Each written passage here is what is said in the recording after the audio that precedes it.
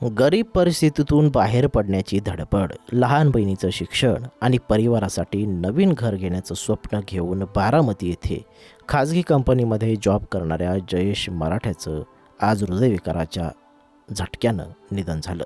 त्यामुळे संपूर्ण शहरात एकच हळहळ व्यक्त होत आहे. एकुलता एक मुलगा असल्यानं बहिणीने स्मशानभूमीत जाऊन मुखाग्नी दिला.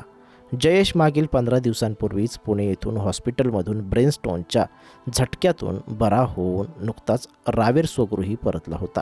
परंतु आज सकाळी अचानक छातीत दुखायला लागल्याने हॉस्पिटलमध्ये नेताना त्याचे निधन झाले.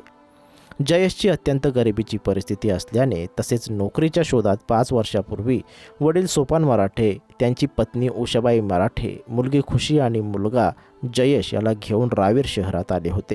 आर्थिक चणचणीतून 3 वर्षापूर्वीच वडील सोपान मराठे यांनी आत्महत्या केली होती. त्यामुळे विधवा आई आणि लहान बहिणीला सांभाळण्याची जबाबदारी जयेश याच्या खांद्यावर आली होती. सर्व जबाबदारी घेऊन जयेश जीवनाचा मार्गक्रम करत होता. कुटुंबाला आर्थिक चणचणमधून बाहेर काढण्यासाठी जयेश बारामती येथे एका खाजगी कंपनीमध्ये जॉब करत होता. कुटुंबासाठी नवीन घर घेण्याचं त्याचं स्वप्न होतं. परंतु 15 दिवसांपूर्वी त्याला डोकं दुखण्याचा त्रास जाणवू लागला. त्याच्या कंपनीत काम करणाऱ्या सहकाऱ्यांनी त्याला बारामती आणि तेथून पुणे हॉस्पिटलमध्ये घेऊन गेले. त्याच्या सर्व तपासण्या करण्यात आल्यावर त्याला ब्रेनस्टोनसारखी लक्षणे जाणवली. त्याची आई, बहीण, मामा हे देखील पुणे येथे हॉस्पिटल येथे गेले आणि तेथे ऑपरेशन केले.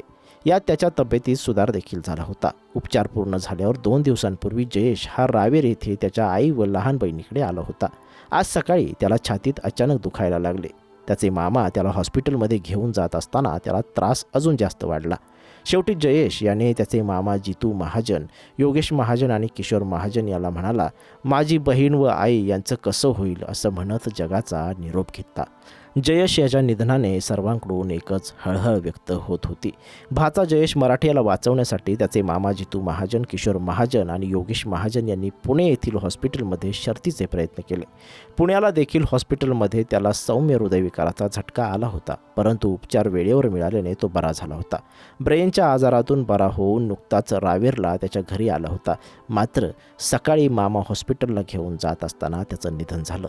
जयेशची आई मजुरी करून आपले कुटुंब चालवते.